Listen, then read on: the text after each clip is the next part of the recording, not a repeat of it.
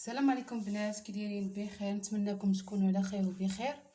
اليوم البنات غنوجد معكم ميني بيتزا بواحد لاباط اللي هي زوينه هشيشه خفيفه، كتذوب في الفم صراحه، بمقادير بساط وكتجي ناجحه 100%. بالنسبه لبنات المقادير،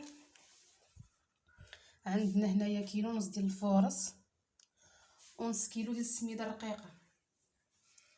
هادو هما المقادير اللي كنخدم بها. من ناحيه الدقيق، هنا عندي الخميره ديال الدار، 2 معالق كبار ديال خميره الدار. عندي هنايا كاس تاع زيت العود،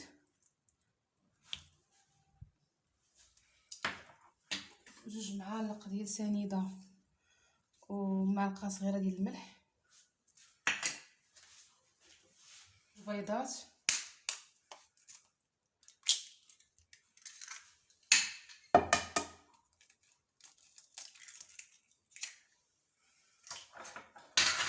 وهنايا الزعيطره، 2 معالق كبار ديال الزعيطره.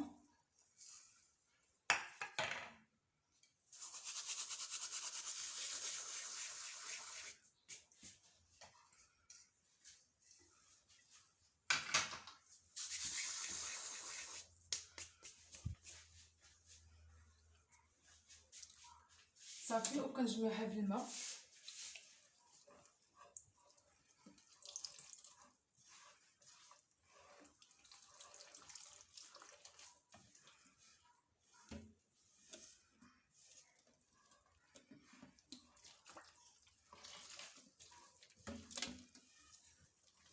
ممكن ديروا الفينو، ممكن ديروا السميده الرقيقه. البنات العجينه تاع البيتزا خليتها حتى خمرات صافي، وكورتها بحال هكا كويرات صغار. صافي غادي نبدا نطلقها بالمدلك.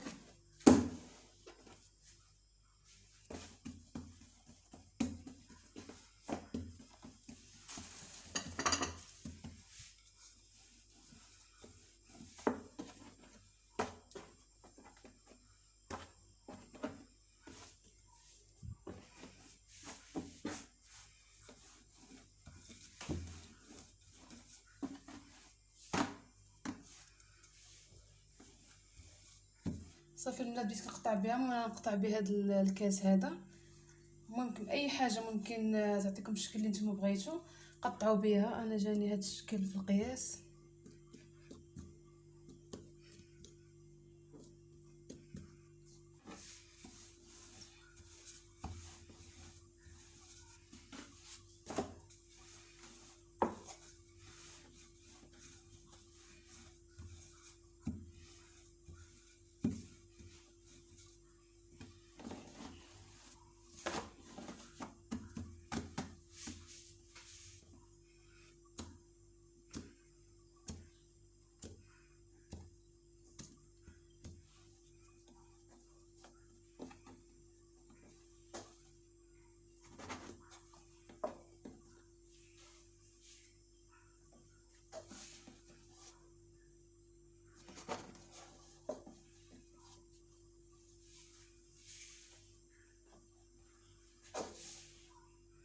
صافي البنات، انا قطعتها ودرتها في اللاطات صافي، وثقبتها باش ما تفوتش، وغادي ندخلها للفران.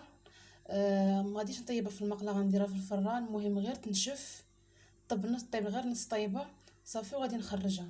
بالنسبه للبنات، الدقيق اللي عطيتكم راه كيخرج كميه كبيره، انا مازال ما كملتش. تقدروا ديروا نص الكميه ديال الدقيق، ولا تقدروا ديروا الدقيق كامل اللي عطيتكم باش تحتفظوا بها في الثلاجه. صراحه كتجي مزيانه.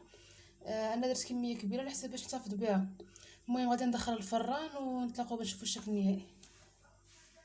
البنات، هذا هو لي بات اللي وجدت معكم ديال الميني بيتزا، كتجي على هذا الشكل هذا. بالنسبه للبنات، المقادير اللي عطيتكم انايا كتخرج هذه الكميه، كتخرج كميه تبارك الله كثيره. بالنسبه اللي غيحتفظ بها بالفريكو راه مزيانه. الا بغيتو ديروا قال يمكن لكم ديروا نفس المقادير، نص المقادير. بالنسبه للبنات، هاد المقادير اللي عطيتكم صراحه كتجي العجينه ناجحه، كتجي رطبه وكتجي هشيشه، وفي نفس الوقت مذاقها زوين بزعيطره. كنتمنى البنات الفيديو يعجبكم، والى الملتقى ان شاء الله في فيديو جديد. مع السلامه.